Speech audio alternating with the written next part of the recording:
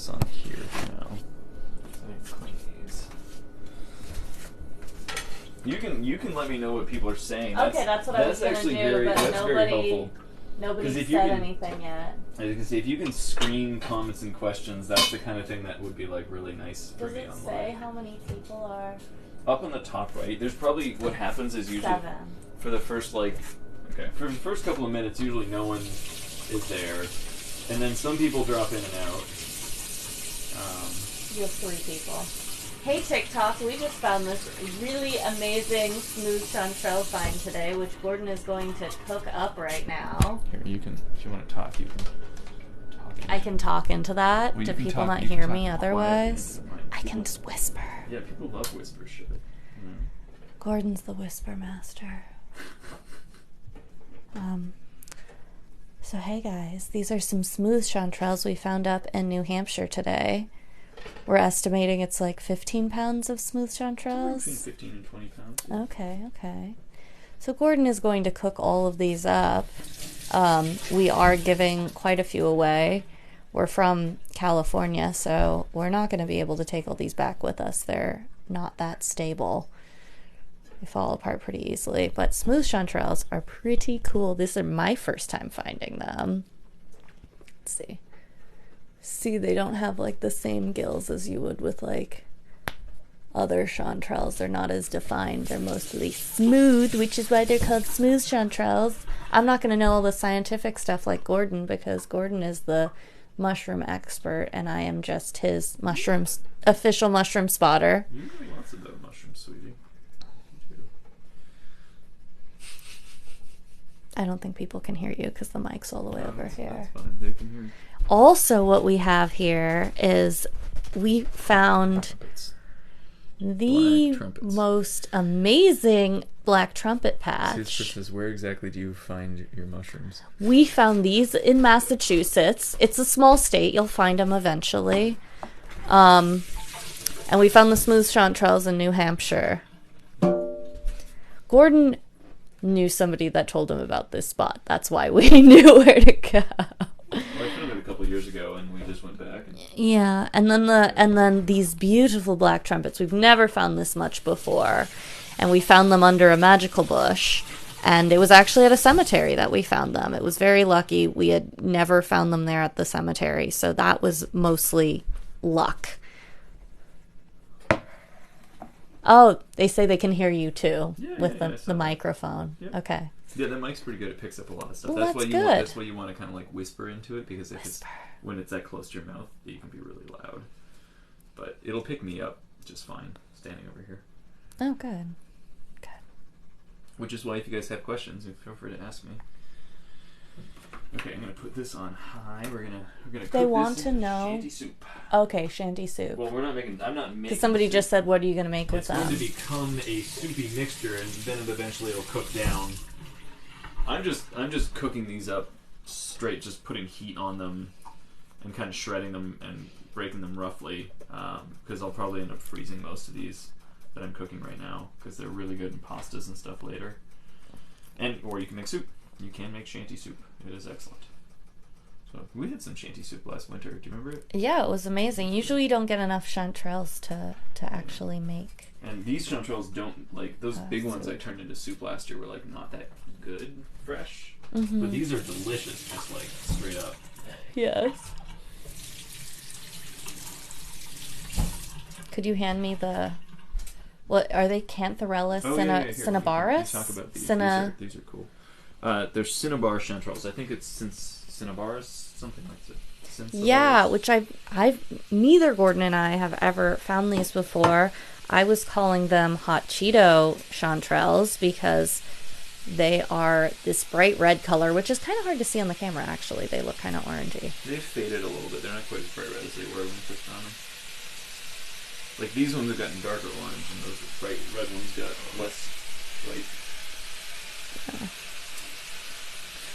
Somebody is asking when you're going to release your book. He is actually... Well, you want to talk about it? Well, I've told people I'm working on a proposal. Some people actually remember, which is interesting. Some people are just messing around. I don't know. I'm going to go with. He is working on a proposal right now, and he is looking for a publisher if you know anybody that would like to publish his book.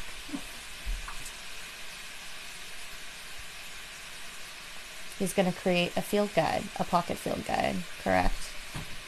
That's Dr. Walker? That is the hope.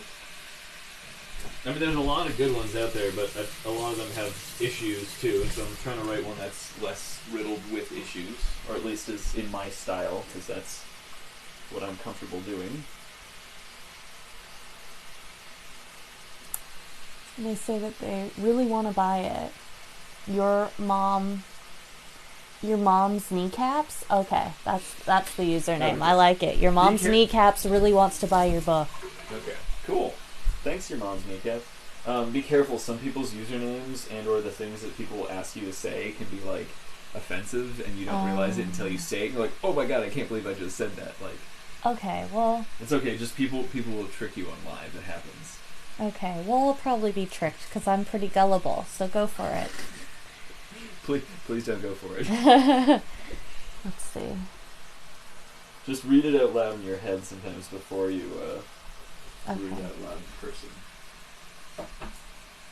Although I find it's usually the mid-afternoon crowd that messes with me the most.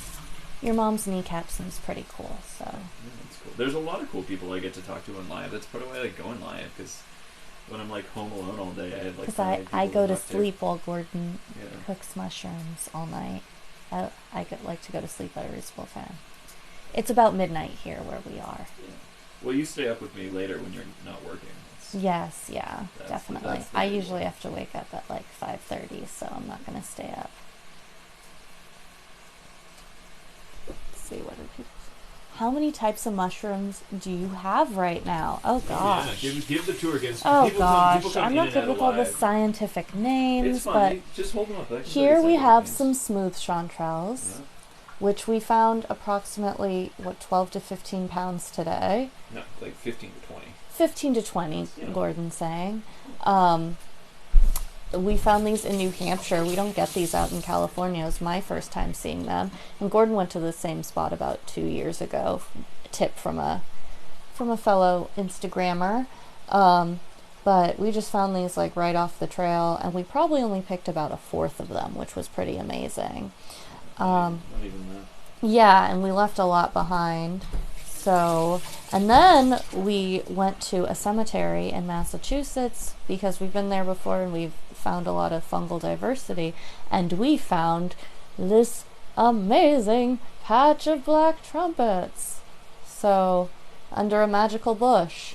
What was the tree? The tree. No, yeah, I don't think we were. I don't know my trees that well. I thought it was an oak, and I was like, maybe it's an elm. Beautiful. Broadleaf tree, hardwood, big serrated edges. Mm-hmm. But yes, we have never found this many in one spot before, black trumpets. So that was very, very exciting. They're in very good shape. Gordon right now is cooking down a lot of the smooth chanterelles. We made about 5 bags up for some of his parents' friends. His parents have a pretty big garden, and they've been giving away a lot of fruit and veggies to their friends, so this will be part of their gift basket, I guess. What else do we have here? They basically run a CSA, just unofficially. Yes, they just randomly dump off fruit on people's doorsteps. Pretty much what I do with mushrooms. What is the scientific name for these little guys? I think those are Craterellus ignicolor. Yeah. They might be, I don't remember if they're Cantharellus or Craterellus. And there's also another, I think there's Cantharellus minor and then Craterellus ignicolor. And I'm not totally sure which one that is, quite frankly. We were finding these like all around, kind of around the same area as the black trumpets. Somebody does have a question for you. Okay, shoot. Melanie Ann asks, I really want to forage mushrooms, but I am scared to die. Any tips? To grow mushrooms? No, to forage mushrooms. Forage. Well then, just don't eat anything you can't ID. I tell people that learning mushrooms is kind of like playing an RPG. So if you've ever played Pokemon, you start it with one Pokemon, and then you get more Pokemon, and you start learning them one by one. And honestly, that's the same thing you have to do with mushrooms, right? You can just learn your mushrooms one by one. You don't need to point the camera at me. But you're handsome. Anyway, it's like an RPG, and you learn a spell. You start it with Fireball, and all you can cast is Fireball. So maybe when you first start, you're like, all I'm gonna get is Chanterelles because that's all I know how to recognize. And then over time, the more mushrooms you see, the more you look at, the more confident you get, the more ways you have to ID them and ways to confer stuff. Then you're safe eating edible mushrooms that are unambiguous. I'm far more scared of dying from plants or getting hurt by a plant than I am by mushrooms.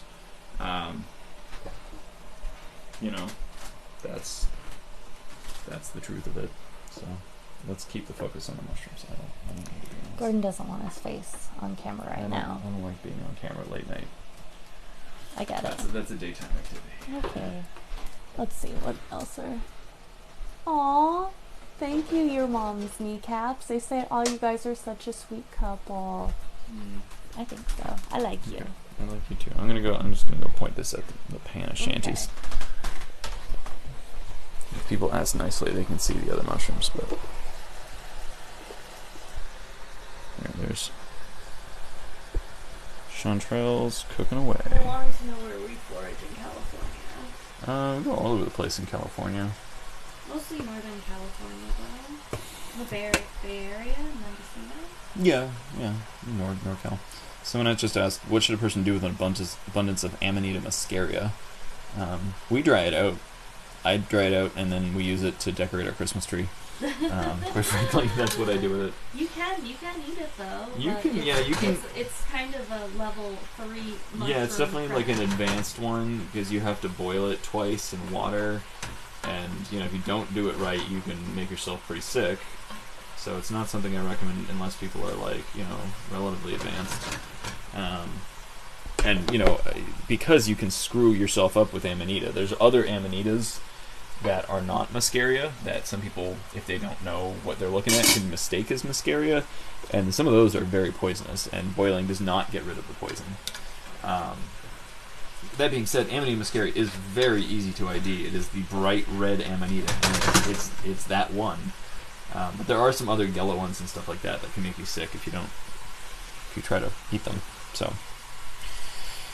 Is that a 12-pound Black Forest ham? No. It's there's some plums on a scale. Maybe that's what you're looking at. Oh, I have to cook these other hygrophoroides. Okay, these are. What's the hygrophoroides? Oh, that's the milk caps. I need to put those in. Wash them. I'm gonna show them the milk caps. The milk caps are beautiful.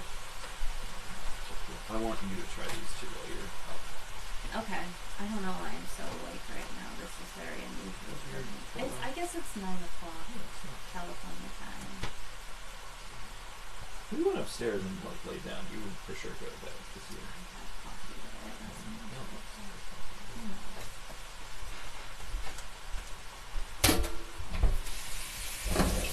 Show them the green craft espresso.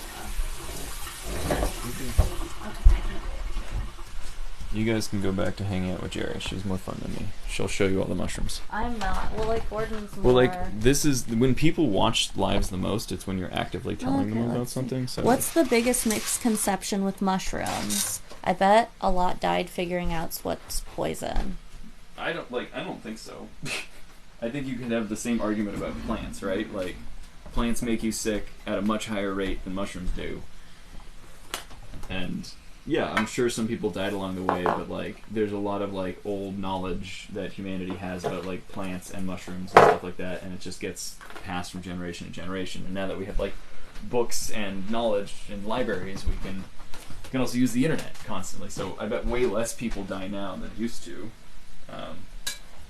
The biggest cause of mushroom mortality is usually the destroying angel or the death cap, and Southeast Asian immigrants or immigrants from different places thinking that they can eat certain amanitas and then eating toxic ones. So I don't know. Sorry, that's just my 2 cents. Yeah, I feel like a big misconception is that Well, definitely the edibility thing, that you're going to die from eating a poisonous mushroom. The thing is that we mainly eat maybe 10 mushrooms, and they are very easy to identify, and you can't really, like, unless you really have very, very little knowledge, you're not going to confuse them with something else, and the lookalike is probably not going to be in the same area or at the same time of year. So something like these black trumpets that we found, there's really nothing else out there that looks like this. And these are one of our favorite edibles, and we found a ton of them today. We're so excited about it. So I think that's a huge misconception. We don't go out there, and I think now that Gordon is more advanced, he definitely is trying stuff that, like, we wouldn't recommend to a level 1 mushroom hunter. Yeah, I've tried a few things. Yeah. More suspect, but like... Black trumpets are level 1. Black trumpets are very safe. Yes. So. Okay, and what part of California do you mostly forage in and get the most luck in? I'd say Mendocino Coast is very good. Like Humboldt is amazing, like almost year round. We found a lot of lobster mushrooms up there, which we don't find we haven't found anywhere else in California. They do grow elsewhere. They do. I know they grow in Mendocino too. We just haven't found them. They're much more abundant up in Humboldt. So Mendocino, and we go to like the Bodega Bay area, like Salt Point and Point Reyes. We don't have as much luck with. I'd say Salt Point and Mendocino are the top 2 places we go to.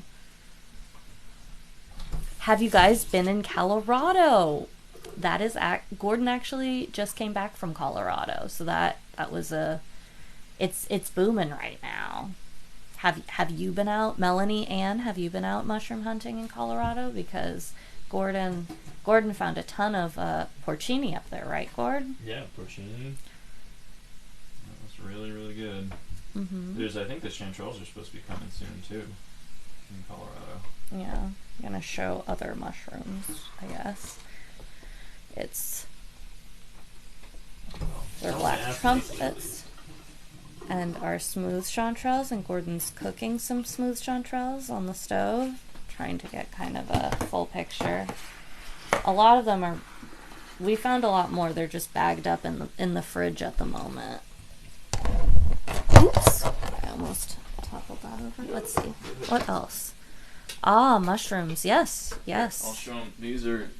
This is Lactifluus hygrophoroides. So these guys put out a milky latex when you injure them that eventually turns kind of brown. But they're wet now, so you can really do it. Well, you can see where I sliced earlier and it turned brown, but there's a few of them that are leaking white stuff. Anyhow, they're called laterius because they lactate. Yes, they lactate a mucus or a latex or whatever the heck you want to call it. Anyhow, these with the widely spaced gills, how you tell it's hygrophoroides, because there's a couple other lacterius that look similar, but when you see the size of the gills, all the other gills are much more tightly packed. So when you see them really wide open like this, these are very, very good to eat. I like these a lot. I actually like them more than chanterelles, arguably. And those could be fighting words. But, they're not. I just like them. Well, Melanie Ann says, I live in Colorado. We have more mushrooms than ever this year. Yes, we had a very disappointing year in California, so Gordon going to Colorado was very... Yeah, he had a very good time. Very excited, and then coming back east, so like California's been terrible, but every time I've traveled, mushrooms have been great. So, what have you found in Colorado, Melanie Ann? Oh, and somebody else, spore slurries. Ask I can't even say it. Hygrophoroides. Hygrophoroides. Similar to Deliciosa? ? Better than Deliciosa. Has better texture, better flavor. It is an all-round better mushroom than Deliciosus. In fact, I would argue Deliciosus is not a prime edible, but this one is indeed a prime edible. I've never tried it before, so I'm very, very excited too. I'm not a huge Laterius fan, to be perfectly honest. And I feel like Lacterius identification's like a level 2 or 3 ID, because there are some that'll make you sick, but there's none that are deadly toxic. right? I don't think so. There's some, the ones that I think would make you most sick are the ones that like taste bitter and spicy, and they don't taste good anyhow. So. Mm-hmm. Let's see.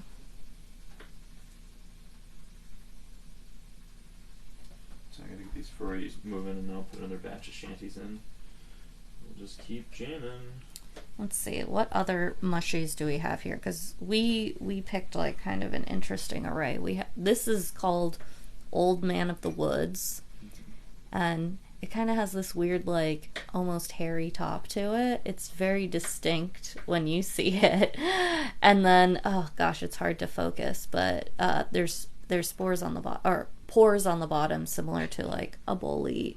What do you have to say about Old Man of the Woods, Gord? Strobylomyces is the genre name. They are mycorrhizal, and one of their key features is that when you cut them, they stain kind of red, and then they turn black. Really? And then they go kind of gray, so it's an interesting color reaction. Can I open this up? Yeah. Have we eaten this before? I don't remember eating this. I have eaten it. It has kind of a weird... like squid ink flavor is the best way I can describe it, and it's not something that I totally love the flavor of. So what I did last time I was home is I picked a good amount and I dried it out and powdered it to use as a seasoning.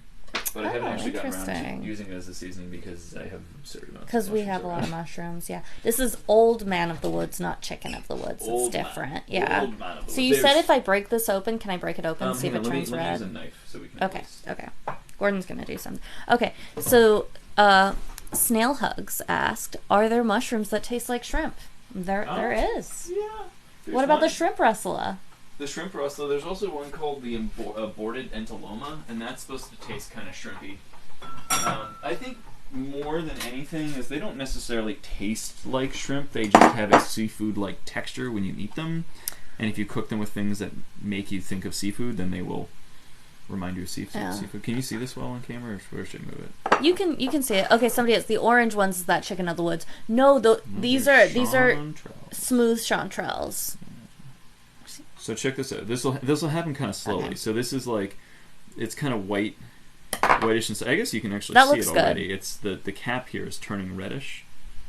So it started out pretty white when I cut it, kind of pearly looking, and now it's like the stalk is staining browner and the cap is staining redder, and as it sits for a little bit more, it get darker and darker red, and eventually turn black, and then it'll all turn kind of like grayish color. Oh, that's so cool. I did not know that. Yeah, they're so cool to look at that I've never thought to cut one open. Well, I noticed it when I was cutting them up to like, dry them and stuff. Yeah, they're really cool. Okay. I should ask them what the friggin' Tupperware is. Oh, yum. Lion's mane for dinner. That's one of my favorites, too. It does have very similar texture to crab, I agree. Right. You've made, like, false crab cakes with them before. With the lion's mane. Yeah. Actually, it's better with the Cotyloides, because that's an even better texture for the crab cake, because it's more Cotyloides? Oh, you mean the coral tooth. Yeah. As opposed to but you can't get that. They don't make blocks where you can. You can. Oh, you There's can. some places that have done Cotyloides. I think the thing is it's harder. Like lion's mane fruits a lot more consistently, and one of the biggest things if you're sending out kits to customers, like no one wants to get a kit and hear from the supplier they're like, oh, sorry, that one just didn't work. You know? Oh, I see. So like a lot of people will like go for the ones that fruit most consistently, and I think Cotyloides. Because I've asked a bunch of mushroom companies, and they're like, oh yeah, we used to do Cotyloides, but we had trouble. Like getting it to fruit when we sent it to people, so we stopped selling it. I was like, no, send me some. Yeah, that's cool. I had no idea that they did that. Yeah, definitely look up Coral's Tooth. It is this really beautiful. It looks very similar to lion's mane, but it's more like kind of branching and. Mm-hmm. Oh man, there's a lot of shanties here. How do you spell that? Coral Tooth. C-O-R-A. Cora L-L-O-I-D-E-S. I think Coraloides. I think if you look up coral tooth fungus. Yeah, just look at coral tooth fungus and you'll find it. Yeah, sure. She said thank you. No. You're welcome, Marcella Ferris. I hope I'm saying that right. I found a mushroom. This is Snail Hugs. I found a mushroom called Shrimp of the Woods / Aborted Yeah, entoloma? aborted entoloma. That's the one I was talking about. That's a really friggin' weird, neat mushroom because it's it's Armillaria, which is a honey mushroom. Yeah, also see this crazy color on this thing. So it's like reddish black. So aborted entoloma is there's like an entoloma species and an Armillaria. Armillaria is honey mushrooms, and they like meet up, and the entoloma does something frickin' weird to the honey mushrooms, and they just like turn into these like white poof globule things. Like I don't even know how to describe it. But yeah, it completely changes. It's kind of like a lobster. It's like two mushrooms become something like a lobster mushroom. Mm-hmm. So instead of a mold in a mushroom, it's like two mushrooms like collide, and it turns it into this really weird thing called an aborted entoloma, which I think is they're actually thinking that that's the entoloma that's parasitizing the honey mushroom, the Armillaria, which is pretty crazy because Armillaria is like super pathogenic and evil mushroom, powerful. Yeah. Somebody asked, or A. Wilkins asked, other than Liberty Caps, I haven't... Oh, he didn't. He's not asking anything. Other than Liberty Caps, I haven't picked mushrooms since elk season. So dry in Washington right now. What are Liberty Caps? We can't talk about those on TikTok. Oh, sorry. It's okay. Sorry. That's okay. Per usual, we get people talking about those. And as I've learned the hard way, I can't talk about those See, on TikTok, I'm gullible. So. They tricked me. It's okay. It's okay. I had to, on my live chat, I had to oh my ban God. a couple of words because people would always ask them. And Snail Hugs says, so it's a mutated goo baby? I mean, that's not exactly how I describe it, but yeah, I mean, in essence, it's a mutated goo baby. It's like two organisms like battle and become something kind of new and weird. And that's what I love about mushrooms so much, is they're just freaking weird, you know? Crazy things. What are these green cracked russellas called again? I think it's Russula parviosens. Here, actually, wait, I can help you out, Jer. I got something good for you. You can sit here and help people learn things. Okay.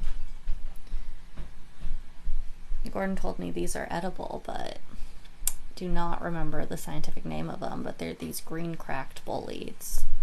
We don't eat russellas very often, but these are... There's no other russella that looks like this. They're very distinctive. Yeah, it's like parviosens or something like that. It's the green cracking russella. Gordon is giving me a book. No, you can look it up. But I'm going to very poorly have I ever heard of albino pronounce these mushrooms. Well, we forage these. We grow some mushrooms, but yeah, we generally forage. Yeah, we mostly forage them. Nothing here. We don't have anything here that we could grow ourselves, which is why these are so special that we found them.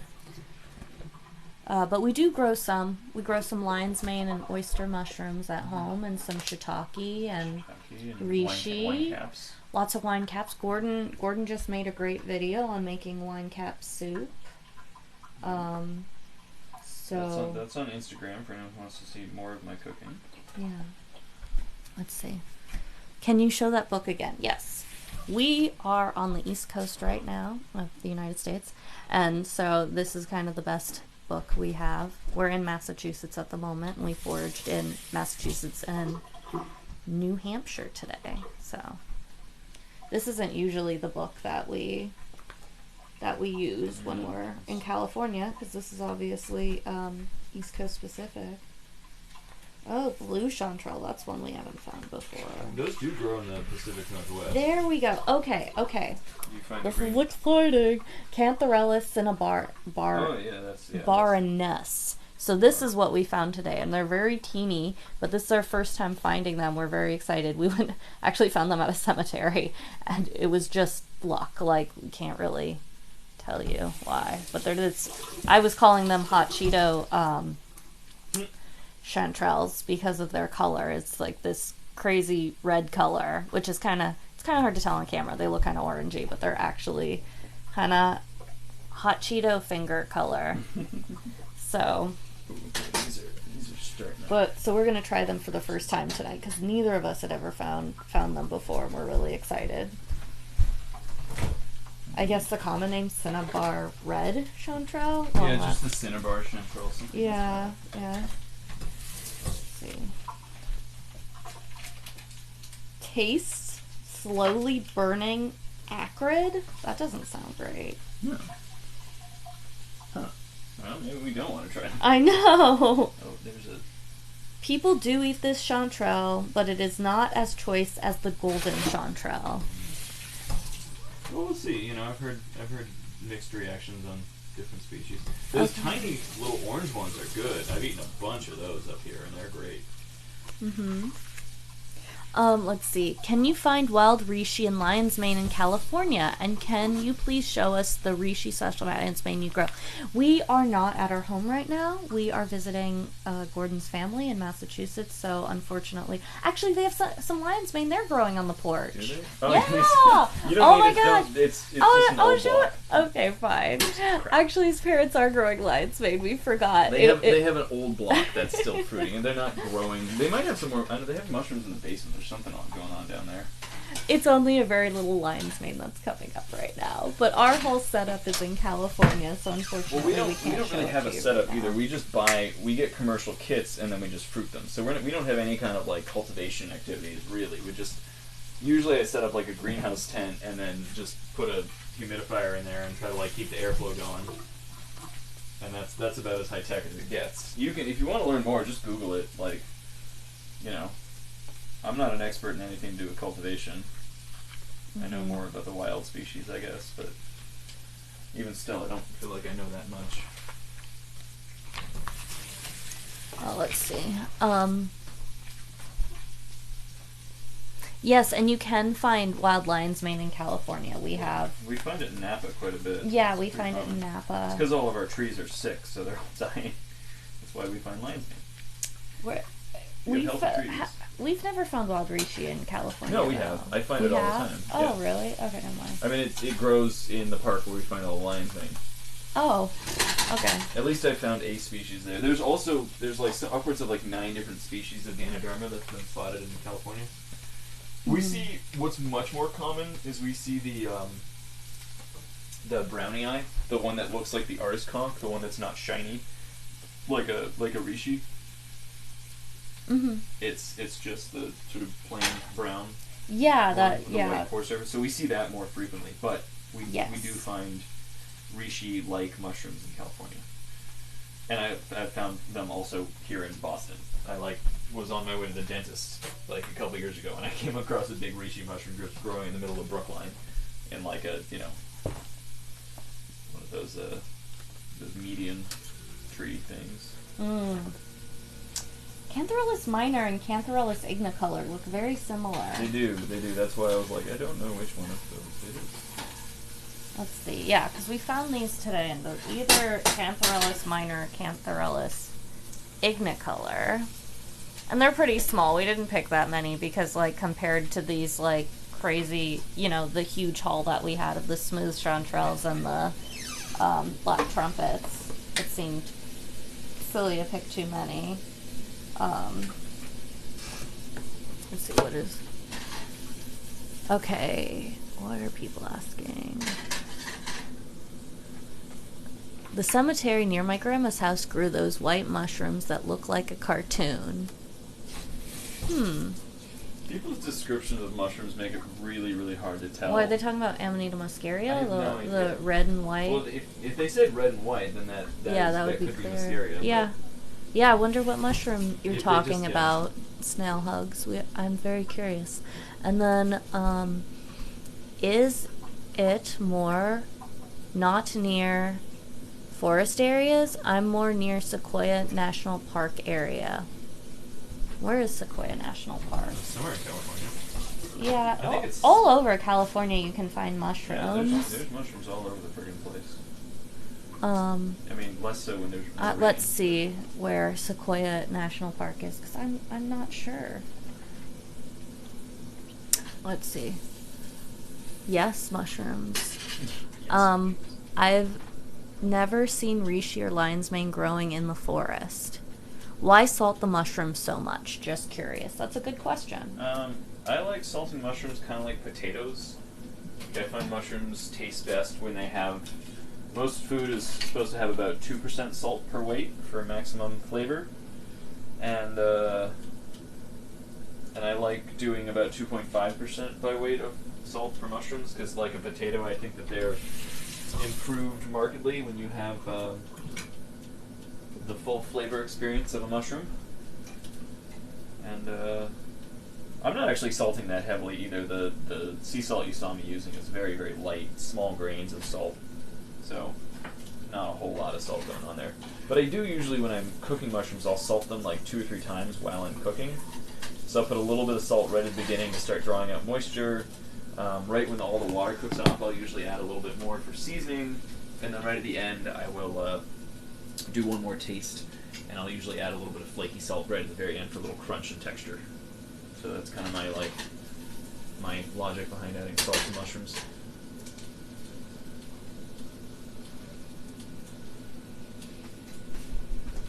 Oh, Snail Hug said it was white and very round / puffy. It looked like a button shroom, but pure white.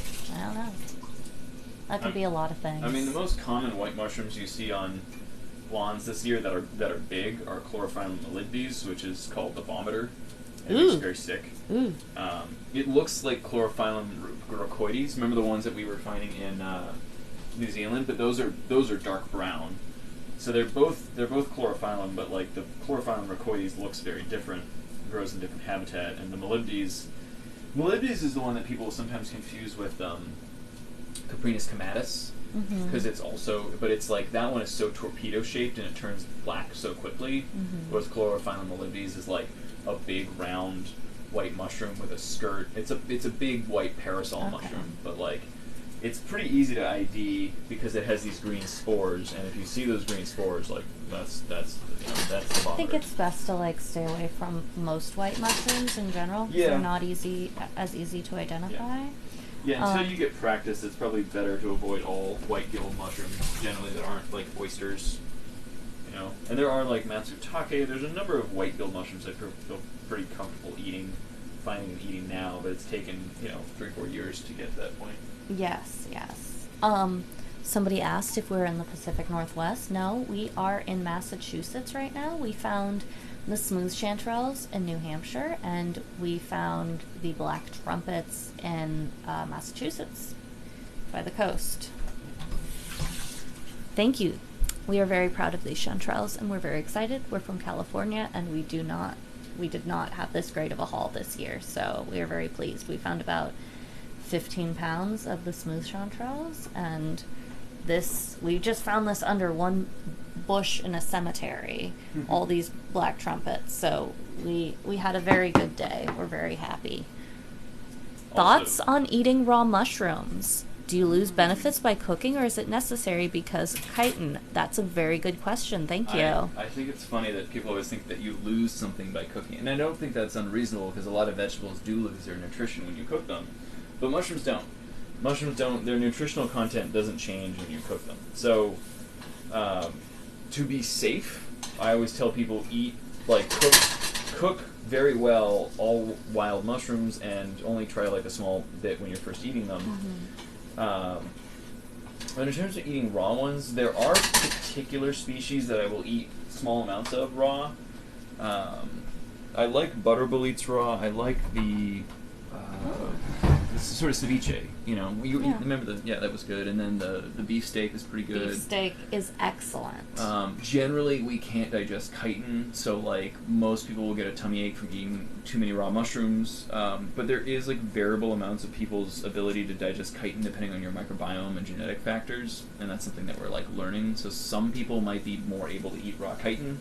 If you have like a history of eating bugs in your family, you might, but like... the jelly, did you mention the jelly tooth?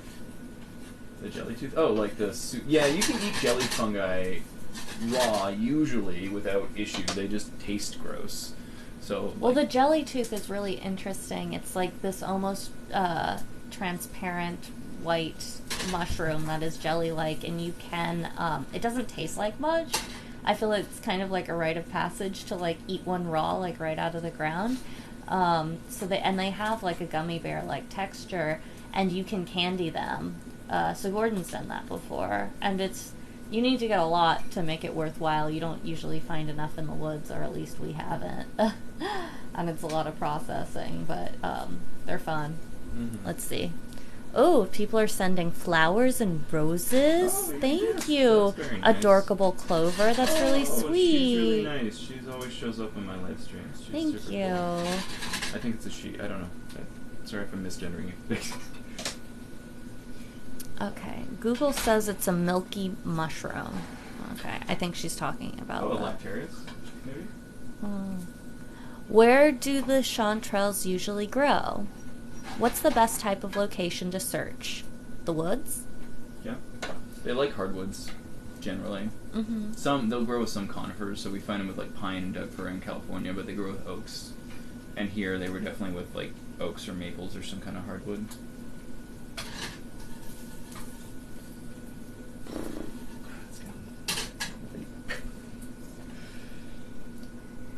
Finding mushrooms, it's a lot of trial and error. We do not have a lot of days like this. I was saying this was probably one of our top 10 days, finding all of these chanterelles. Like, it was enough finding the smooth chanterelles, but then also doing a short stop on the way home and finding all these black trumpets is unbelievable. So it takes a while to get here, and even if you're a really experienced mushroom hunter, you could still go home empty-handed very easily. Let's see.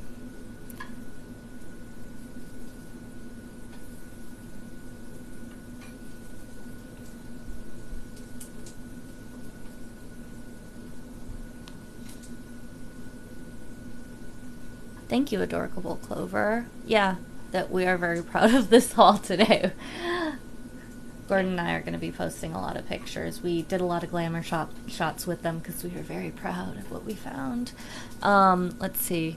How were the wine caps, by the way? Oh, yeah, Gordon made a very nice, like, cream of wine cap soup. Next time I won't put the chili powder in there. It was a little spicy. It was only spicy in my throat, and so it made me cough. But it wasn't that spicy on the tongue. But it was still very nice. I had worked an 11-hour day, and getting to come home to that was just absolutely wonderful. He's a very sweet guy. I'm very lucky. Let's see. Have you tried cooking the mushrooms down with a lid on the pan? Do you prefer the texture without lid? I don't know why I would, because the whole point of what I'm trying to do here is evaporate the water. So keeping the water would just poach them more. And they're poaching plenty in the liquid they're cooking out. So I'm just, at this point, I have it on, like, high, because I want to completely just dry these out. Because I'm not even adding oil to these, I'm just drying them out, and then I'm going to package them and freeze them. Mm-hmm. And I don't add oil, because the oil is the thing that'll go rancid over time. Mm-hmm. So, like, when I freeze it, it'll have a longer shelf life if there's no oil. And then I just take it out and frost out and fry it in butter. But then I can just put it straight into hot butter, instead of having to like cook all the water out. And if you froze them without cooking them, then they would just drain all that water out when you rehydrate or when you unfroze them. I see. And they'd lose their texture too. This way, when you cook a mushroom, you kind of fix the texture and you get rid of the water. So it's like it's a 2-in-1. Adorable Clover asks, would chanterelles make a good soup? Definitely. Yes, we have done that before. Yeah. It's a very common thing to do with chanterelles, and we're actually just You can also just do a super super simple soup if you just cook down chanterelles like this and like just fry them in a little bit of oil. You can add like a tiny bit of onion, but you don't even have to, and you just add some like neutral vegetable broth and blitz it, and just like make a very, very simple soup. Like Chad has done that for a couple of food demos, and it's good. It's surprisingly good. You're like, wow, I didn't think that just straight mushroom puree, basically with a little bit of broth, would taste this good. Yeah, if you have a huge haul of chanterelles, we don't usually find this many chanterelles. This is incredibly unusual. This is probably the most chanterelles I've ever found. Yeah. It's the most I've ever picked, for sure. Me too. Even a couple years ago when I went, I didn't get this many. We only picked about a fourth of what we found today. There were so many. And that's definitely never happened to us. Usually we're just like, jerk them all. Well, no, we're responsible we try to about leave it. some, but like, we do take all the prime ones. If there's not a lot out that day, then we're probably going to This is so easy to just like, all right, we'll get full bags. We should, let's just walk away. We can't carry anymore anyway. Right now we're trying to figure out like, what the heck do we do with them? Yeah, what do we do with everything? We're not home. We're visiting family right now, so we're giving a lot away to his family friends, basically. Like some local chefs and stuff that my parents have interacted with, or like local chef that I know that I'm like, I'm just gonna give them some, and like maybe someday down the road we'll get a free meal or a bag of pasta or something. Yeah, like that. there's this lovely pasta shop nearby called Pastillo. Yeah, Pastillo Via Corta. And Gordon, the last time he was here 2 years ago, found these smooth chanterelles in the same spot. It was a friend that gave him this tip of where to go, and he ended up giving it to this pasta shop, and she ended up giving it to a famous Boston restaurateur who I can't remember the name of right now, but then she ended up feeding it to the governor of Massachusetts like a day later, and I was like, holy shit, just gave some to a friend, and suddenly the governor of Massachusetts is eating my chanterelles. So at that point, I was like, I'm really happy that I know how to ID chanterelles and I'm not accidentally like feeding the governor something bad. But. Adorable Clover suggested to donate them, but I think that would be complicated because there's so much. Donate what? The mushrooms. Well, that's what I'm doing. I'm just giving them to people. Or giving them to people. We don't sell anything. We're not selling anything. We don't. Giving them as gifts to people. We don't sell them. Yeah, so we're basically donating them. I don't know, like, if there's any, like, food banks or anything. No, that there's would no way. them. The food bank wouldn't take a mushroom. There's no freaking way. They don't take anything with. They wouldn't take any foraged food because it's not like. Food banks have incredibly restrictive things. That's even why like most grocery stores don't, send stuff to food banks because a lot of the stuff doesn't meet their like criteria. Yes. No, well, don't worry. We're not going to waste any of these. That is not a problem. Yeah. Okay. Chanterelles this time of year, no way. We are in Massachusetts right now. We found these in Massachusetts and New Hampshire, so no, not this time of year for California, which is where we're coming from, so this is an extra special treat for us. We had a horrible chanterelle year, or like mushroom year in general, in California, so it's been a real treat coming here and getting this huge haul. Honestly, the amount of mushrooms we found today is probably more than like what we found the entire time. This entire season in California. How does it taste, Gord? It was good. That piece didn't have the best texture, but the taste was really good. So I'm just. That is the laterius? Why don't you show them the laterius that you made? No. Sand it. Laterius hygrophoroides. You want to try this little one? Sure. Okay. Oh, it's hot. My name is Jerry. I'm Gordon's fiance. A lot of people ask about you online. This is my first time actually being on live with Gordon. Usually I'm asleep by this point, honestly. But we're on vacation right now, so I'm up with Gordon while he processes mushrooms, and I was helping him a bit. But no, it's very nice. Okay. Yeah, it's a really good mushroom. So I'm going to describe the taste of this Laterius. Say it again. Laterius hygrophoroides. Laterius hygrophoroides. This is like sweet and nutty. Right? That's really good. Isn't that a really good mushroom? And it's a really solid, good crunch to it. It's the other Laterius that feel really gritty in your mouth. And the bigger specimens are a little gritty, but like, especially the small ones like that one. Oh my gosh, that's so good. Mm-hmm. I was not expecting that to be so good. I think this is straight up better than... I've never liked Laterius. Mm-hmm. Gordon usually pickles them or something, and I've been pretty disappointed with the texture, and it can be kind of slimy. So these are excellent. Yeah, quite honestly, I think these are one of my favorites, straight up just fry and butter mushrooms. Like, I don't have that many that I like straight up. Let's see. Okay, we're a little behind. Okay. Tell us about candy caps. Okay, candy caps are another kind of Laterius. They don't really grow on the East Coast that much. They're pretty common in California, but they're kind of rare other places. Candy caps are called Laterius rubidus, and they're a small brown mycorrhizal mushroom. It grows often in conjunction with pine. That's where I find them. But I think they can grow with Doug fir as well. And they have a very distinctive maple syrup aroma, and it gets stronger as you dry them. And that's because they contain a quabolactone, which gets hydrolyzed something. Gets something to a ketone. Sorry, not a ketone, a lactone. A lactone called sodalon. And sodalon is the flavor of maple syrup. It's literally the same compound that's in maple syrup. So candy cap mushrooms, when they're dried, have a lot of the sodalon character. And if you put them in desserts or liquid, like a whiskey, it'll make your whiskey smell like maple. It'll make your desserts taste like maple. It's not sweet, mind you, but it just tastes like maple. So if you add some sugar and make a syrup out of them, it tastes like maple syrup. But it's a mushroom maple syrup. And it's really, really darn good. So.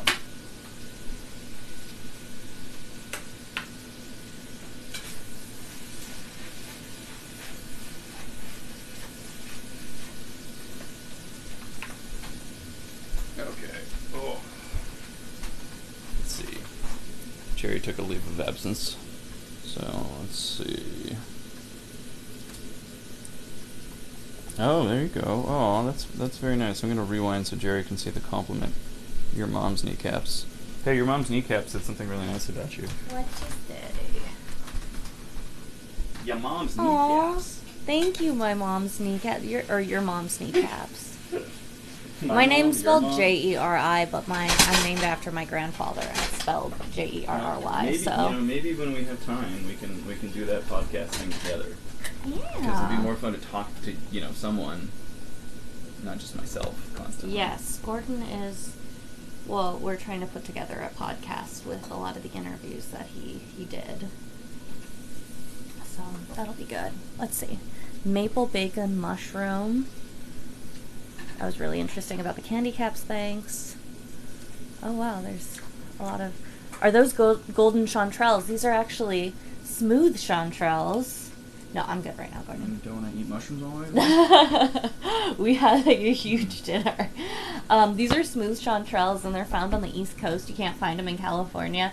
And you see they don't have like the same gills as golden chanterelles. They are, as they say, smooth up the side. And they also smell...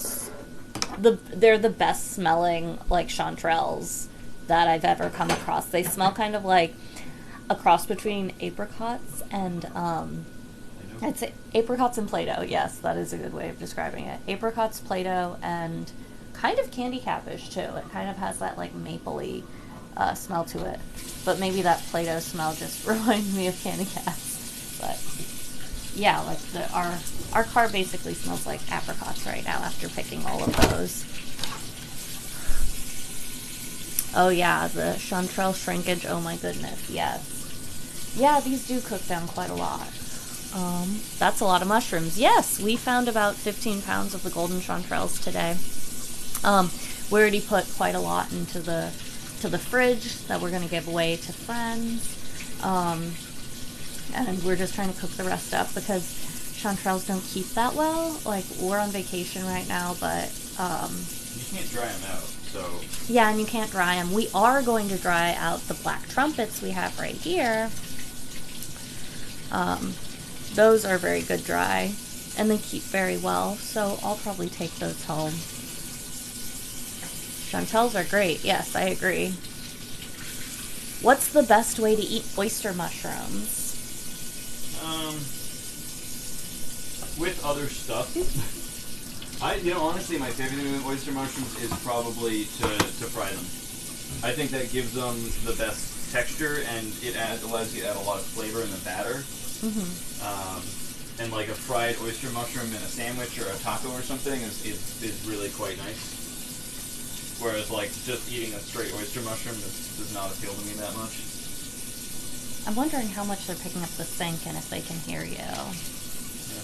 Can you guys hear Gordon talk right now with the sink going?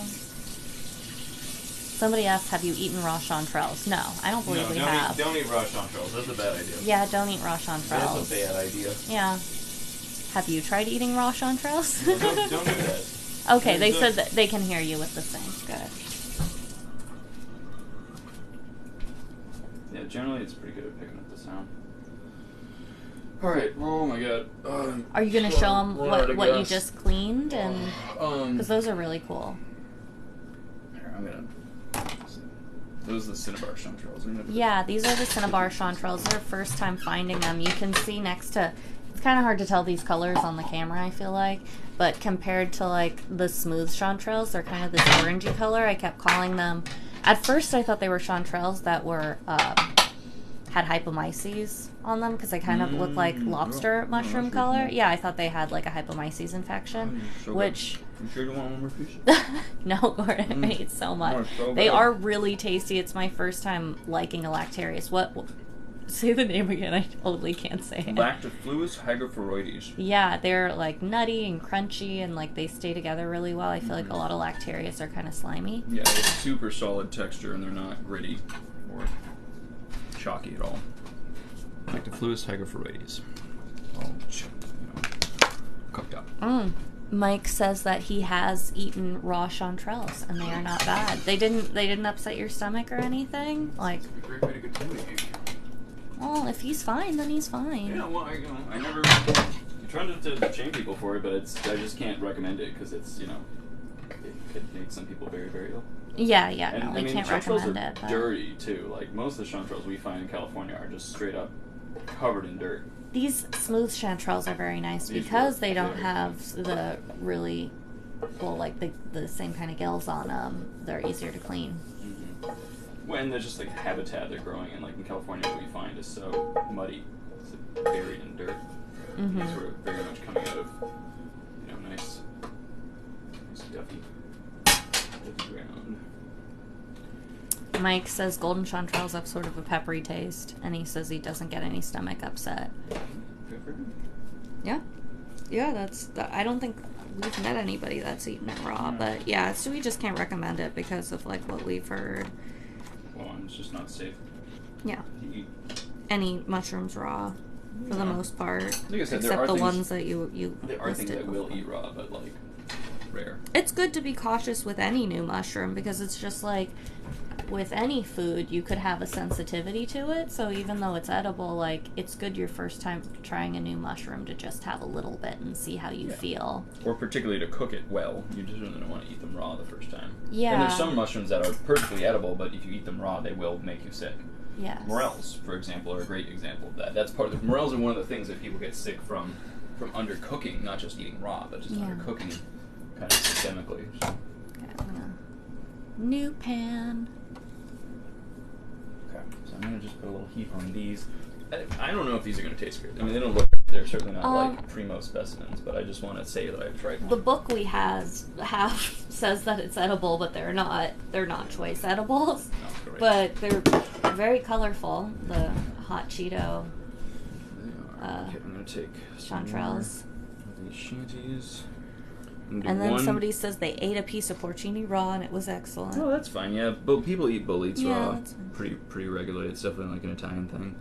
I like the butter boletes raw a lot better than I like porcini raw. I just don't like porcini that much, except for the ones I got in Colorado. Those were exceptionally good. Those are very, very, very good. We are cooking up a bunch of different mushrooms. Yes, these are smooth chanterelles. We foraged about 15 pounds of them today in New Hampshire, and then we also have cooking here is the Cantharellus Cinnabar. Cinnabar? I don't know. Cinnabarnus? Yeah, the Cinnabar Chanterelle, which is the kind of red one in the little pan. And we've never tried that one before. It's our first time finding it, so we're very excited about it. And then we have some black trumpets here, which we're probably going to dry because they dry and rehydrate very well. Let's see. Is that dinner or product? This is just food that we're processing. We don't sell anything. We're not gonna. We don't sell mushrooms. We've already eaten dinner tonight.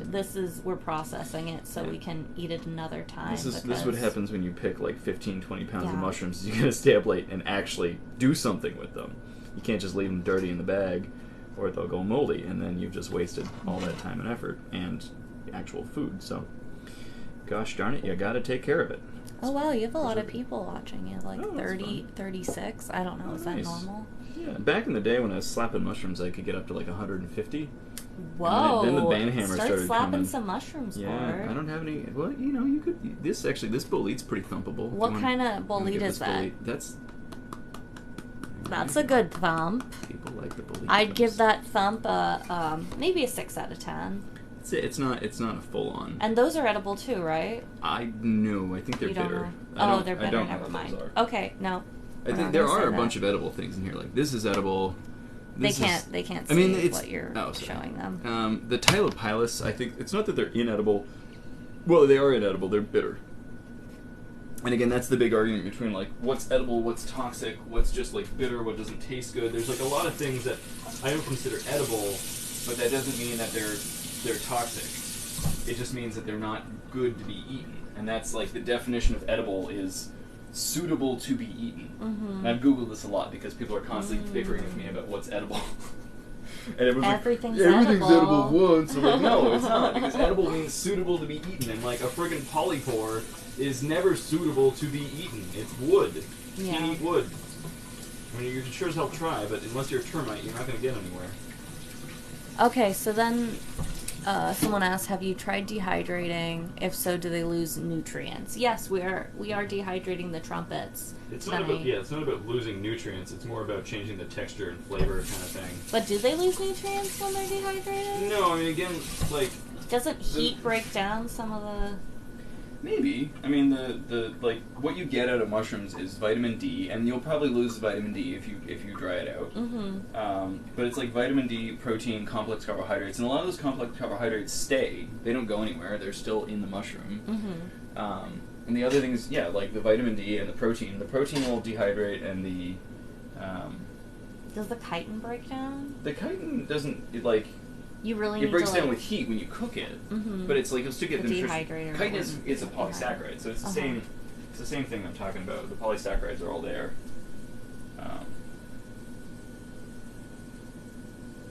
So yeah, I mean, I think it's funny because people always think that somehow when you cook something it loses nutrients because there's so many like raw vegans running around telling people that, and there's a lot of food that needs to be cooked to make the nutrients available to us, and mushrooms are one of those foods that's better when you cook it because it's more nutritious. It becomes more nutritious when you cook it rather than less nutritious. I guess is the way I should phrase that. Okay.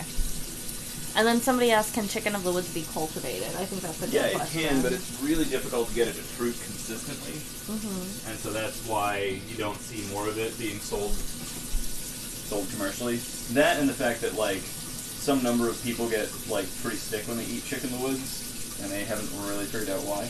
That's one that I think is good to just eat a little bit of your first time. Definitely. And it's one that, like, some people don't have a problem with, but they only have a problem with when they eat a lot of it. Like, Gordon and I have eaten a lot of it. I've eaten a lot of times, but one time I did get sick after eating it. It could have been from something else, but it was just like, I threw up, basically. And it wasn't, like, severe stomach illness or anything, but I'd eaten it, like, dozens and dozens of times before with no problem, so... It's kind of hard to know why that even happened. And, like, Gordon had it, and he was fine. So. Yeah, but we had one other friend that night who also threw up, so, like, something was going on. Yeah, and it's the only time I've ever gotten sick from a mushroom. Or we think it's from that. There was other things we had that night. Yeah, I mean, I ate the carrot cake later in the week. That didn't make me sick. Yeah, all four of us had it. I don't know. Anyway, but I think that's a good one to be cautious of. But yeah, we usually find it on eucalyptus tree near where we are, and then you can also find it on oak trees. And that's supposed to be one of those things that when you get it on eucalyptus, there's a higher chance of getting sick off of it. But like again, I think that has a lot to do with how you cook it. And like, yeah, that's one you need to cook really, really well. Let's see. I've actually had other people tell me that they've thrown up from chicken in the woods before and then eaten like the chicken in the woods with my method and didn't get sick. Yeah. But that's, you know, that's not robust either, because... Yeah, there's, like, really not a lot of scientific research on edibility of mushrooms, so a lot of it is word of mouth. It's like what you read in books, and, like, one book might say it's edible and another might say it isn't, so it's, like, kind of... It's hard with some of the lesser-known ones, I guess, but that's why we kind of stick with, like, 10 mushrooms that we typically eat. We're not looking at the ones that are like might be edible. It's like, well, and like when you're finding good mushrooms, there's no reason to go out and try to eat all these other like weird esoteric ones unless you're like me and you occasionally just want to like prove a point. Yeah, people ask a lot, like, can I eat this slime mold? And it's like, why would you eat a slime mold? Yeah. But there is that one, the dog vomit slime mold. Yeah, but I don't know how many people, like, I quote the thing where I say people eat it in Mexico, but I don't know how often they actually do. That being said, like, we've never eaten my friend it. Matt, who was just in Mexico, or he's still there, he sent me a picture, and they were selling, like, amanitas and boletes at, like, pretty much the same price in the market. Which I thought was interesting. I was like, wow, porcini and like the Caesar's Amanita are like basically the same price in the market. Which, yeah, said something pretty interesting. And I've heard that too, like in Japan, they like value Amanita even more than the bolete. Like they'll kick porcinis over to get to the Amanitas, Amanita muscaria. Yeah, that's crazy. That's interesting to me. What are these ones called? Those are bicolor boletes. I really like bicolor boletes. Those are great. You're gonna cook these ones up? No, I mean not tonight. But they're edible. They are edible. And they're really really pretty. Really, really pretty. Are these the ones that stain blue too? No, those stain erratically blue. We did find some earlier that stain really, really blue, and those I think that's Boletus sensibilis versus Boragnia bicolor. That's what those are. The bicolors are edible. The other ones I think are not edible. Okay, somebody asked, and this is a very difficult question. What are the top 5 easy to identify? Oh, the top 5 easy to identify edible mushrooms to forage for beginners. No, that's actually a really good question. I misread that at first. Yeah. I'd say one of them is right here, the black trumpet. There's really like nothing else out there. Like really what you'd confuse this for is a desiccated mushroom, basically. Yeah. That is the only time where I'm like, is that a black trumpet? And then I touch it and it's just goo and falls apart. Like one way too, like they kind of had decurrent gills. They don't really have gills with these. It's just kind of like this wrinkly underside. They're totally hollow in the middle. And they're this black color. There's really or this blackish brown color. There's really nothing else out there that you're going to find that looks like this. So that's a really easy to identify, it's easy to identify, but they can be hard to find. Edible. They are hard to find. It can be kind of tricky as a beginner to find those. Yeah, but it's a really easy to identify one, which I think it's important to start with that. But it's and you can find lots of them. Like we found, we found a huge. This is probably the biggest haul we've ever gotten from them, and they were all in the same area. And typically, people say look for mossy areas, look for under bramble to find them, but they're I think the major reason they're so hard to find is because they're black. Yeah. And brown, they just... Yeah, you can see a chanterelle poking out from a bush because it, literally calls your name, and then black trumpets are just, sneaky, hiding in there. Yeah, exactly. They just blend in with the forest floor. So, today we found one. We're like, oh, cool. And then we're like, wait a minute, they're everywhere. But we were, on our hands and knees under a bush, getting them. So... Well, you just kept moving the thing away and be like, there's more, there's more, there's more. Yeah, so this was an unusual experience to find something like this, but they're really tasty. We're going to dehydrate these because they rehydrate really well.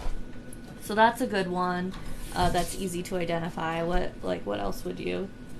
Hedgehogs are really good. Hedgehogs are related to chanterelles. They're little kind of pinky mushrooms, and they're easy to identify because they have little teeth underneath. So hedgehogs are a really robust one, easy to identify. They're really tasty. Black trumpets, hedgehogs. What's the scientific name for them again? Hydnum. And then the Hydnum rapandum is the classic one, but there's an umbilicatum, and then there's a bunch of organces and other subspecies of ones that But hedgehogs grow all over the place. Like, you'll find them in every terrestrial biosphere and ecosystem kind of thing. There are lots of hydnum species. Oh, right, here here it they're all is. edible. So this is the hedgehog mushroom. And there's really no You toxic see they have lookalikes. like a little belly button in the center, and this is the old name from them, but Hydnum umbilicatum, and I always remember that because they have the little belly button, like where an umbilical cord comes out. Umbilicatum might still be the name on the East Coast, or at least the European name. Oh, on the East. It's just okay. it's not the West it's not Coast the one. California name. But you see, it's like Weird shit. a hedgehog. They have these little spikes coming out the bottom, and there's not a lot of mushrooms that have this. So they're very easy to identify, and you can find them in abundance when it's hedgehog season. And yeah, hedgehogs and black trumpets tend to fruit around the same time, so they're good things to recognize together. They're both really good to cook together. Yes, and then honestly, okay. So before people are asking about is another one that's like robustly easy to identify. There's no toxic lookalike, so but that is one that can make people kind of sick. Like what was it? Chicken in the woods. Oh, chicken in the woods. Yeah. Yeah, that's definitely one. That is very easy to identify, but yeah, with caution.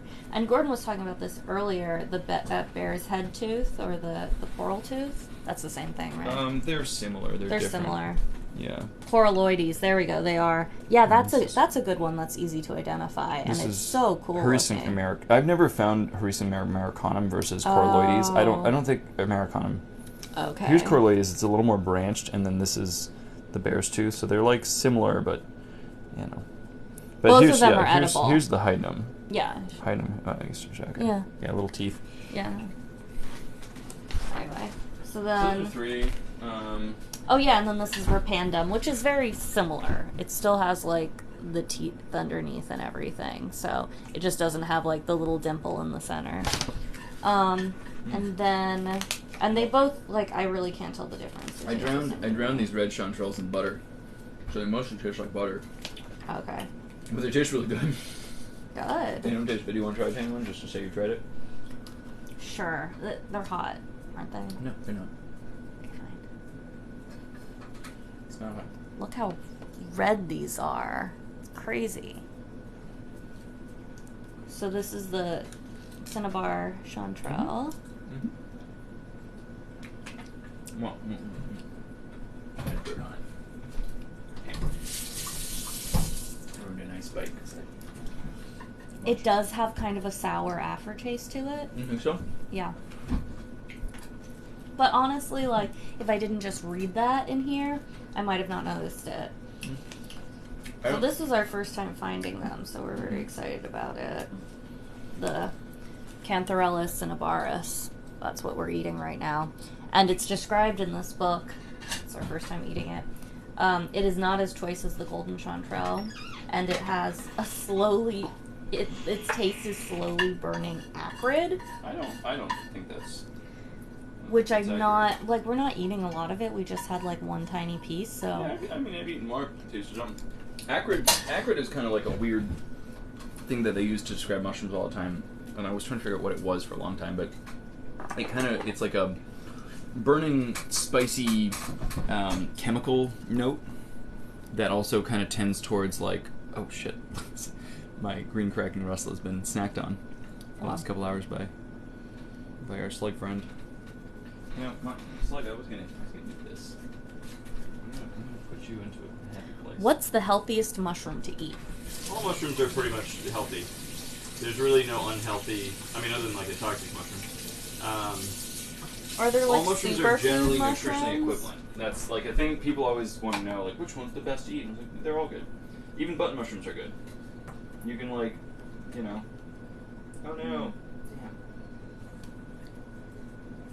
Ah, shit. I thought this puffball was good. It's not. Oh, okay. We don't have much of it anyway. No, it's Let's see. Ooh, what book is that? Okay.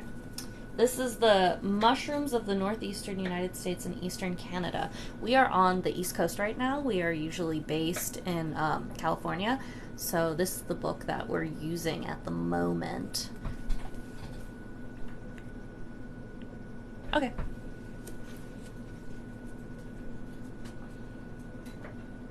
Well, like, what do you think about, like, lion's mane and that it helps your... Oh, The brain stuff. Yeah, the brain I think stuff. I think it's mostly hype. Is there There's a lot of something? Is studies. lion's mane healthy for you? Absolutely. Is it gonna like help you regrow brain stuff or help you with your Parkinson's or Alzheimer's or whatever? Probably not. But is it good to eat and does it help support like a healthy biome? Yes. And is it delicious? Yeah. So just like don't buy lion's mane tinctures and bullshit products. Don't buy lion's mane coffee. Just buy lion's mane and eat it. It's delicious. That's usually what I say.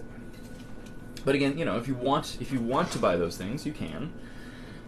But I've gone out of my way to get some discount codes for, you know, various mushroom things, including coffees and supplements. But they're from companies that at least I trust them. I know where they're sourcing stuff from, and I know that they're doing like a good job of making these products. So that's what's on my website under the mushroom discounts tab. But These are not truffles. no. But they are something that's very good. We have these black ones right here, black trumpets. It's a kind of chanterelle. And then these orange ones right here, the smooth chanterelle, which is my first time ever finding them. They're an East Coast thing. We don't get them in California, so I was really excited about this.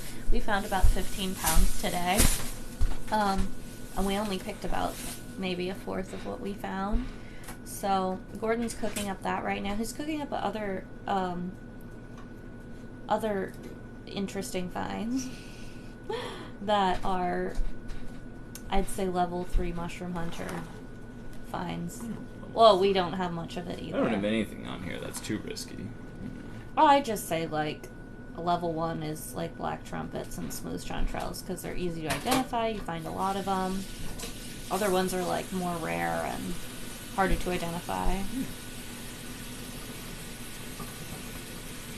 Let's see. I know someone traveling Canada right now with her cat looking for fungi. Cool. That sounds like a good time. We have a kitty at home. Name's Tiger Paw, and it is a dream of ours to be able to go mushroom hunting with our cat, but Tiger Paw's 15 years old, and I think she's getting a little too old for that. She likes sitting in the backyard with the plants. That's her favorite thing to do. She's not an adventure kitty. No, but there is a guy named Christoph Gilliand who has like a full-on adventure cat, Suki, that goes into the woods with him and climbs around on mushrooms and stuff. There's 2 adventure super cat cool. Sukis. Well, Suki is Christoph Gilliand. If you've seen Suki, that's... That's a guy? I'm pretty sure that's No, Christoph. there's is it she? another Suki Okay, cat maybe- that's with a girl. Maybe Christoph is not a man. I don't know. There's someone on TikTok who has a cat who I thought Yeah, was you named showed Suki. it to me. There's Yeah. 2 Suki cats. Oh, okay. Maybe that's his. Maybe his cat's just named Suki. Yeah, there's less mushrooms that you're showing, so people are less interested. Yeah. There you So go. it goes. Here. I'm processing them, so you know, people drop in and out, so you know, so it more goes. people used to like us more, now they don't. We've had a good run. You know, this is a long live. I need to go grab a dehydrator sheet to put these mushrooms on. Mm-hmm.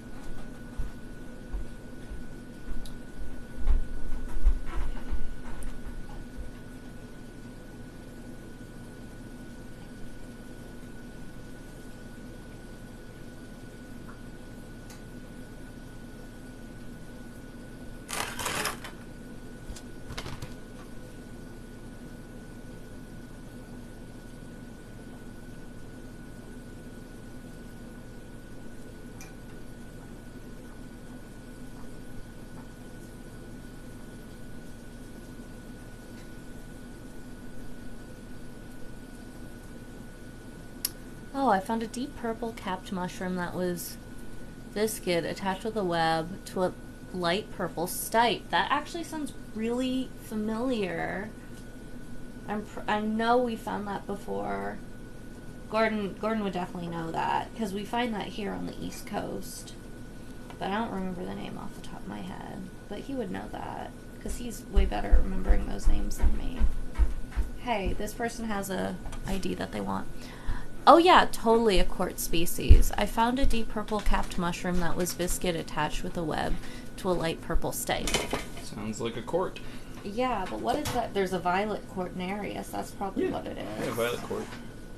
Well, there's a couple. Thank you, Islander. I totally forgot the word cortinarius. I found a purple court today. It was cool. Oh, really? Let me see if I can find the cortinarius in my book. This is helpful. Court.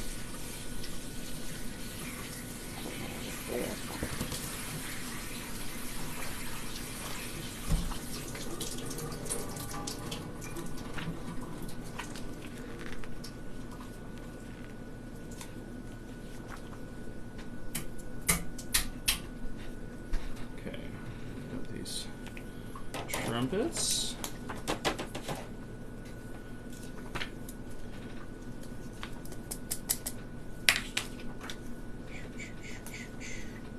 These pictures aren't as good as I want them to be. Yeah, well, that's how I feel about all ID books. That's why I'm working on my own ID book. Because this one's more of a purpley color, right? Yeah, that's. This is the violet court. Okay, there we go. We find This that. is the violet court. This Yeah. is this. Do you think this might be one that's it? sort of more of like a galaxy-looking, like speckled. That's Cortinarius iodes, or iode something. Iodes? I think I've done a post. I did post on that a couple years ago. Okay. Iodes.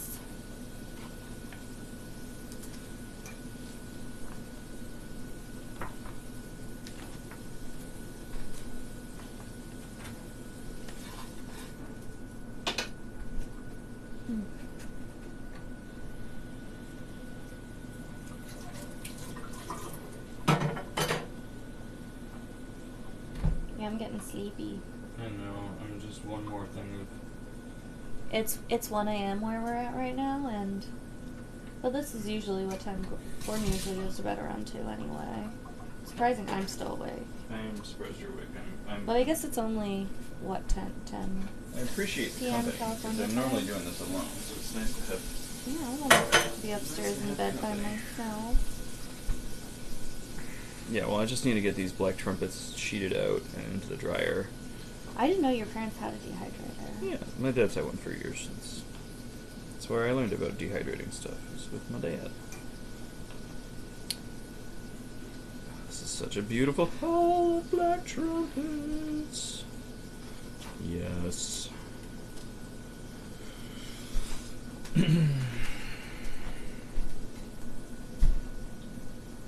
Court species. Yeah, you were right. Thank you. Yeah, no, we had an amazing day mushroom hunting. We found 15 pounds of the smooth chanterelle, which we have right here. This is an East Coast thing. We don't usually... We're from California, so this was a special treat. Gordon found it once before, but it was my first time. But they look very similar to the golden chanterelle. And then here we have black trumpets, and this is probably the best black trumpet find we've ever had. And we're gonna dry all of these. Let's see. Yeah, not golden chanterelle, smooth chanterelle, but very, very similar. It's just the gills look different. Like basically, it's almost completely smooth. Like a little. Sorry, it's hard to focus.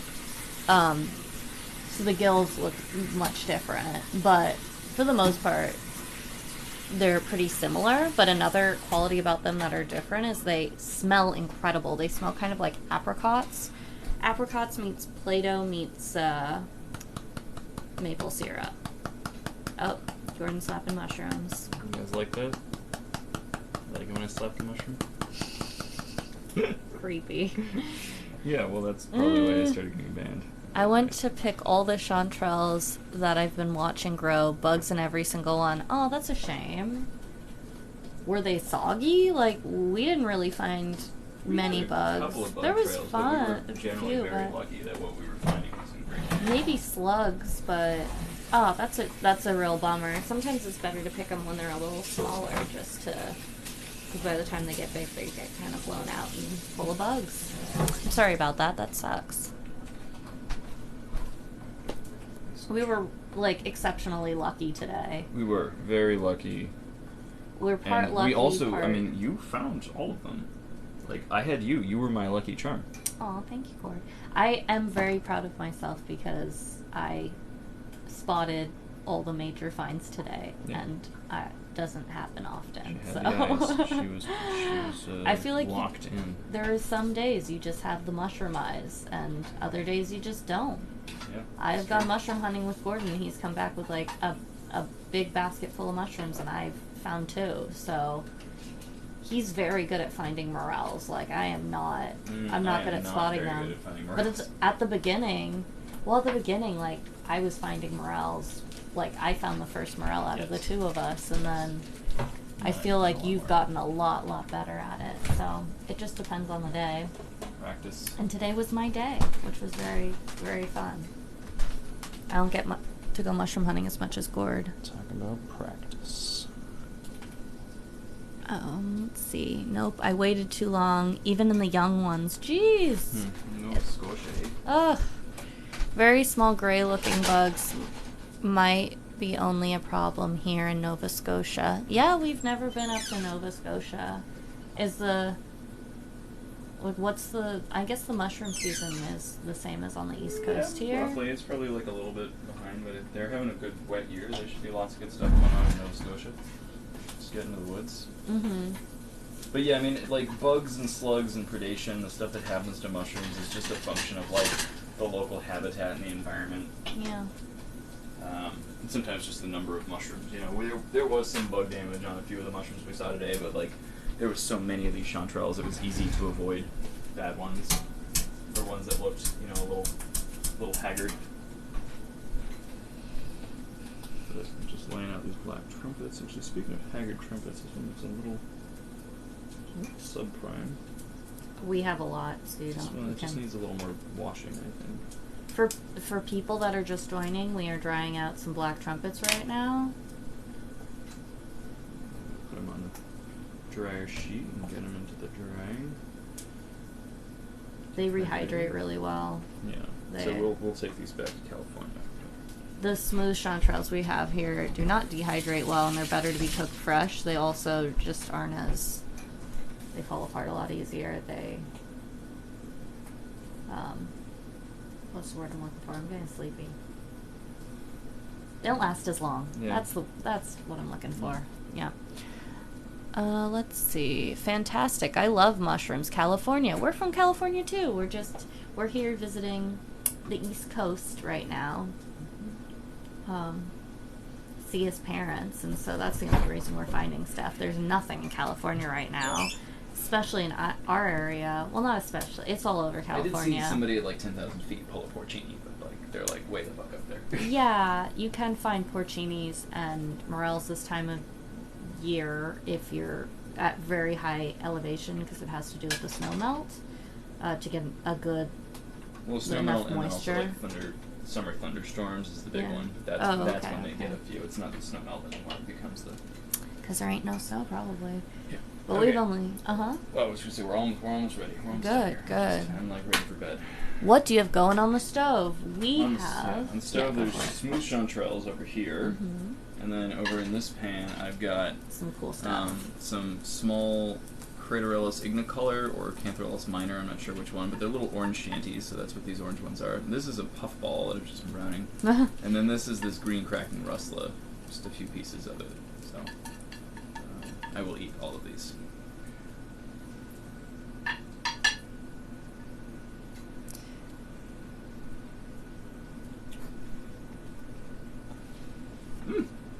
Here's your little puffball nugget. How is the texture? Puffballs are like tofu, basically. Yeah. It's mushroom tofu. Oh, crap, no! Aww. No. Puffballs remind me of halloumi. They don't have as much. Halloumi is way more like texture. I guess so. That green cracking muscle is good though. What does it taste like? Sweet, nutty mushroom deliciousness. It's not super complicated. Okay. But But it's it- the only russula you've eaten? Have you had the shrimp russula? I found it. I don't know if I've ever successfully actually eaten the shrimp russula, because the green cracking one I feel confident about it doing. The shrimp one, not so much. Not as much. I feel like you need like a book of all the mushrooms you found, and then also if you've eaten them or not. I've been meaning to make like a mega list at some point. I know K-Dubs does that. Her book is completely like scribbled in, saying what she's found and what the different mushrooms tasted like. And I've somewhere in my phone. I've got a list of all the genre that I've tasted. oh, cool. I made Sure that people once. would be interested That in was that. like a year or See two that ago, so Excel, I've been Excel on this stuff since spreadsheet. then.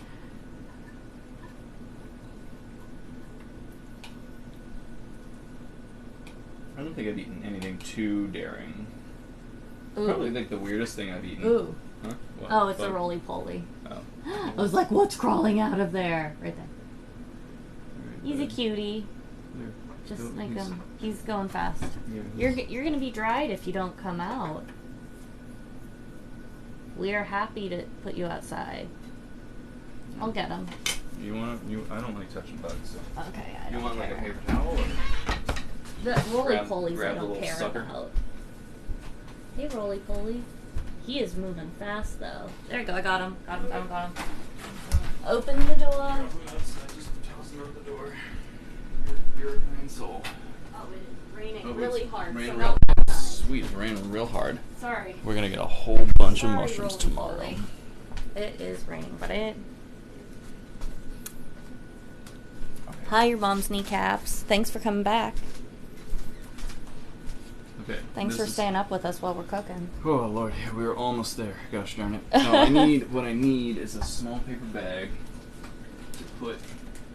Paper bag. Ooh. Yeah, I want an actual paper bag to put the rest of the boletes Like in. a big one, or you just want a No, tiny no, I one? want like my mom was asking me if I needed one. I was like, I don't need paper bags. And now I'm like, I need a paper bag, Mom. Oh, She was actually, like- there's some paper bags. I know there's tons of paper. There. Oh, that's. I'll use it. I don't want that. I just want like a paper lunch bag. Those are all like wine bags.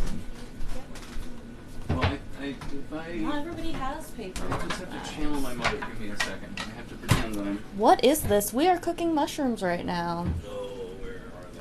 I think I know where We have smooth chanterelles cooking up. We're about to dry out some black trumpets. Wanted to show off all of the mushrooms we found today. Oh, good job. See, here's the bicolor bolete. Hi. So, bicolor. They're red with yellow pores. Arachnia bicolor. But I like these. I eat them fresh, but I like them better dried. So I will probably get around to drying these tomorrow. When I do. Ooh. Ooh. Ooh. There we go. Arachnia bicolor. They're gorgeous. They're very pretty. Very, very pretty. What are these ones called again? Those are titled. Sorry, Ooh. titled pilus. You can hold them up. Pilopilus. Mm. It's hard to focus these. Mm. This is the Another bolete. ornate stalked bolete. So this is really pretty, like reticulation on the stipe. I ate this one. I ate this twice. One time it was bitter and weird, and the other time it was really good. So I think it just has to do with the age of the specimen. Islander says they look like blue stainers. I'm guessing the... No, the ornate one doesn't stain blue. This one does. This is the Exoportus frosty eye or whatever, the frost bolete. So this one stains blue. But it's also super, super red, and it tastes like lemons. It's good. They're asking for making soup. Nope, not tonight. Soup? We're just processing mushrooms. We found about 15 pounds Oh, of this is smooth crazy. chanterelles today. Look at So this. There's actively hypomyces. it's not focused. No, actively There we go. hypomyces growing Oh, on this. cool. I might set up my time lapse and try to time lapse overnight. That'd be kind of neat to see. We are cooking up mushrooms right now. We're drying the black trumpets and the smooth chanterelles. We're just processing. We're just cooking them up to eat another day. We found, like I just said, 15 pounds today. So there's a lot to process. Do you guys yourselves come up with these recipes for different kinds of mushrooms? Gordon is very, very creative in the kitchen, and he never uses a recipe, but he has been starting to write up his recipes, and you can go on his Patreon, Yeah. and if you become a member, then you can have access to them. Yeah. Do you think you'll put any recipes in your book? Maybe. I mean, I prefer to avoid it because I want to kind of do the cooking stuff separately. Mm-hmm. And I think everyone kind of wants a mushroom book that can be everything, and I think that's a mistake. I think you should keep a mushroom book really focused Okay. on what it's going to be used for. So probably won't put recipes in. I'm going to have like a food suggestion section, but not recipes per se. That'll be book 2. Yeah. They're asking what do you use the trumpets for? I mean, they're amazing for something like risotto, but they're great on pizza. They're great with pastas. They're incredible in eggs. You can make. There's a black trumpet onion jam that I've made that's really good. I made a black trumpet candy cap compound butter that was really good. They just have a really good earthy mushroom flavor, but not a super intense mushroom flavor. So they're very adaptable, and you can have them sweet or savory, which is great. Yeah, your mom's kneecaps. I totally agree. He should definitely write a separate mushroom cookery book. But I think he's just focused on the one for now. But he's already slowly writing them up and putting them on the Patreon for now. But I think it'd be good if he eventually made a book for it. Yeah, I think He's gotten really creative with some stuff. Whatever I do will eventually become a book. Yeah. Oh, Yeah. Lord. Okay. Tired? Yeah, these Me are done. too. That's done. I'm going to just run these down to the dehydrator, and then we're going to sign off here in just a second. So if you guys want to say anything nice to Jerry or me, now would be the time. If anyone wants to give us a gift for having taught you about all these wonderful mushrooms, now would be a good time.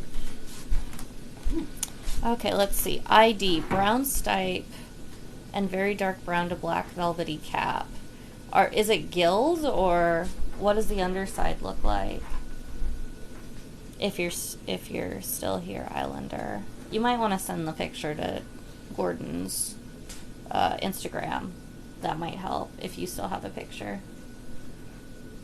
White gills, interesting. Yeah, I'd recommend you sending a picture to him. Brown stipe, very dark brown to black velvety cap.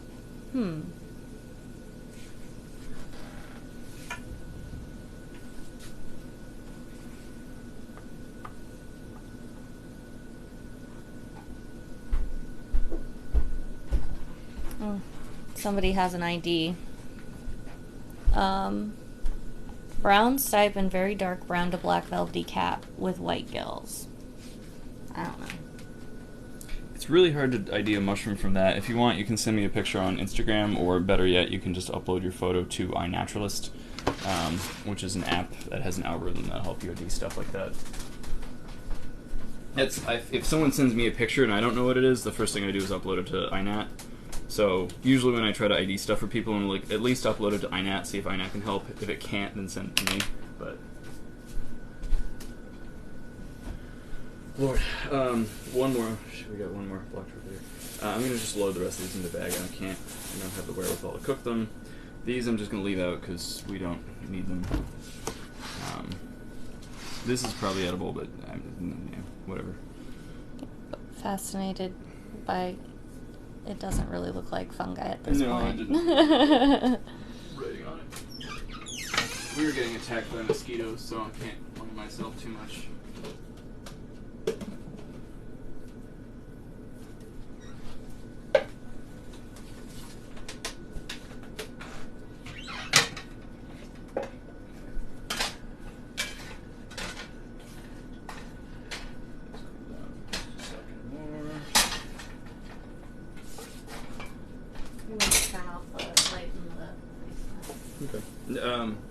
Oh, it's just on the stair. Yeah.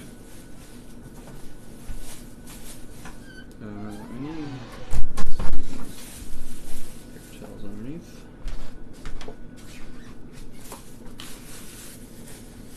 So this is all the work that goes into mushroom hunting. It's really fun and sexy to see the part where you find them and it's all yelling and yay and stuff, but it's the late night cookery.